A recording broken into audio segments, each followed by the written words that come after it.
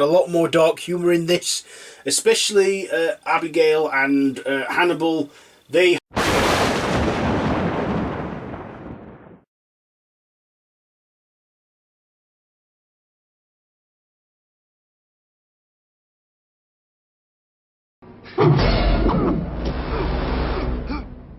I assume I need no introduction.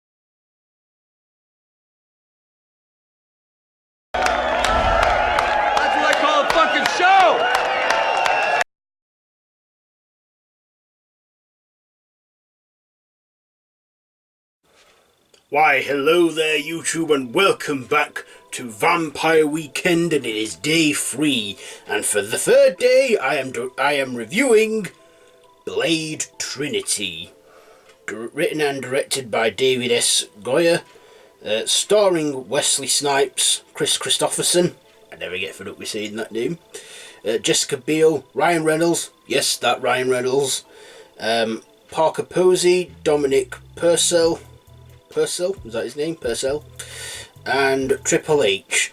So this is the third installment, the third and final installment of the Blade Trilogy.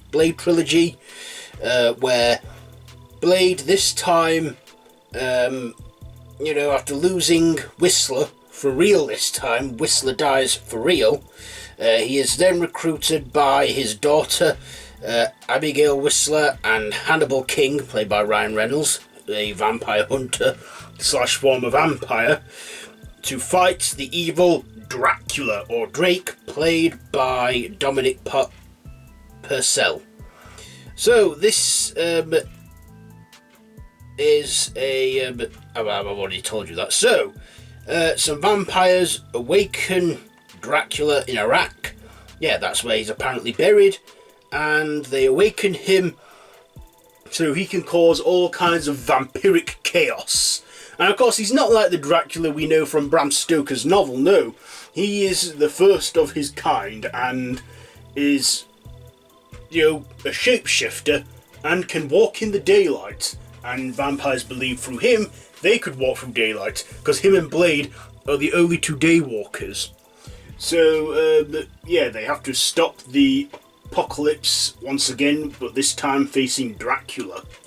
So let's get on to my likes and dislikes about this one. First of all, the likes. I like the action in this. I like the humour that they had in this too. They had a lot more dark humour in this, especially Abigail and Hannibal. They had the whole, slogan that said "fuck you" whenever they were killing vampires. I like Ryan Reynolds' character in this. He delivered some humour, and this was a couple of years before he became Deadpool.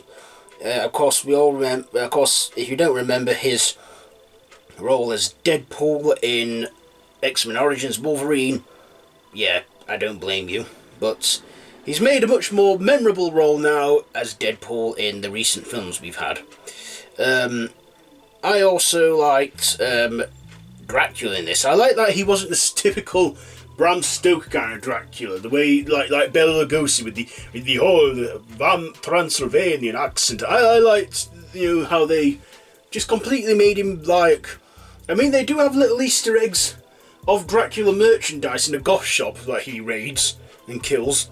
But I also liked the effects in this. I just liked the whole action, and Triple H, he was great in this too as as Jarko Grimwood. And we also had Natasha Lenoir, or whatever her name is. You know, from Orange is the New Black and the recent Netflix show Russian Doll. Yeah, she was in this too, playing a blind girl. What was her character's name? Summerfield. Like the supermarket. Yeah, I also liked Parker Posey as the villainess.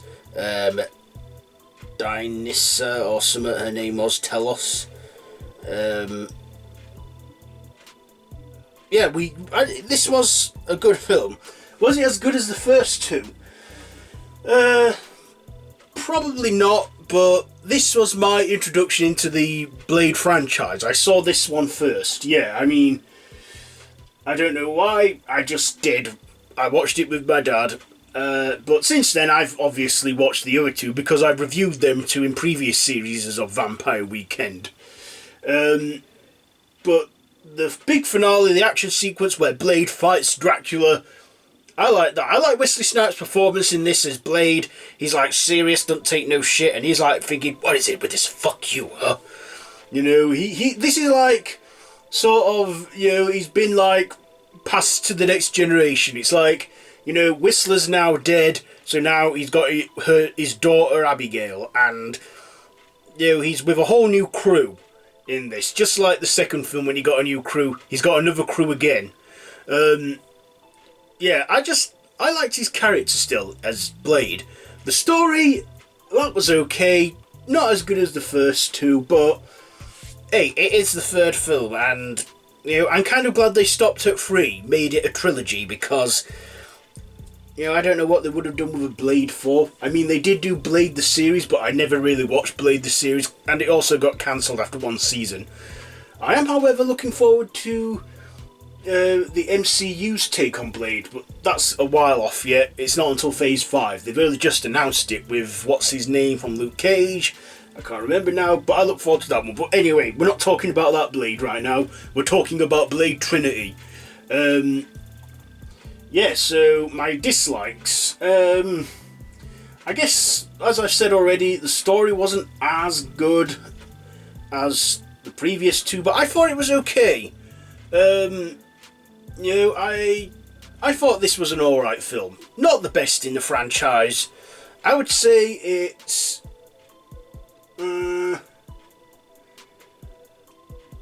let's see.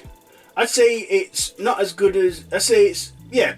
It's hard to think of dislikes when I enjoy an action vampire film so much. I guess I think I'm not caught down with the whole vampire mythos in the Blade universe, you know, like silver bullets and vampires age slower and, you know, etc. You know, and how they're recognised by their tattoos, but yeah, I'm not complaining too much about that. I just enjoy the action sequences and the horror. So, Blade Trinity, what am I going to rate this? Do you know what? This for me gets... Oh, do you know what? The hell with it. I'm giving it 3.5 steaks out of 5. 3.5 steaks out of 5 for Blade Trinity. So, that has been my review on Blade Trinity. This has been Vampire Weekend Day 3. Have you seen Blade Trinity? Let me know all that down in the comments below. If you like this video, be sure to give it a big thumbs up. Don't forget to share with your friends. Don't forget to subscribe to my channel if you haven't already, and to hit that notification bell. It would mean a great deal to me if you did. Yeah, all my social media links are down below in the description. So join me tomorrow, where it will be the last in the current series of Vampire Weekend, where it will be day 4. So, until next time, well, till tomorrow, don't have nightmares.